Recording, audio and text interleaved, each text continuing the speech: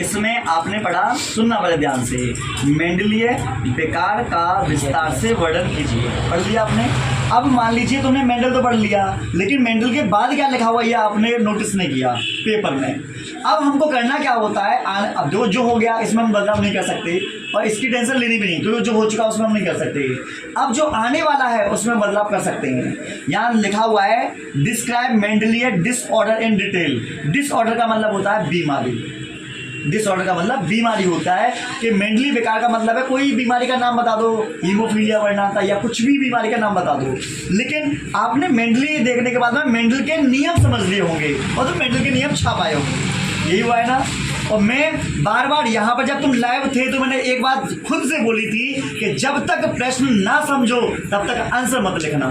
बोला था या नहीं बोला था? और फिर मैंने ये भी बोला था कि वो हो सकता है कि तुम्हें भाषा में फंसाए, ये वर्ड ही बोला मैंने, भाषा में फंसाए तो उसके इंग्लिश वाले वर्ड को देखना, यहाँ से तुम्हें हिंट मिल जाएगी। डिसऑर्डर का मतलब होता है गलतियाँ, मतलब कि रोग वगैरह ये सब चीज़ें होती हैं, ठीक है। तो अब जो आने वाले जो तुम्हारे एग्जाम हैं उन एग्जामों में यही काम करना।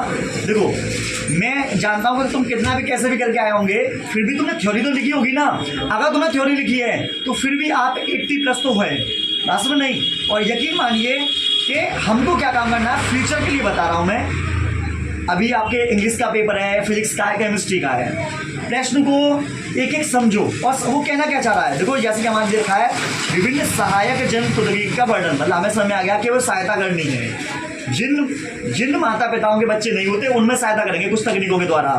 पारितंत्र की परिभाषा इसमें जैविक अजैविक घटकों का संक्षिप्त वर्णन करो।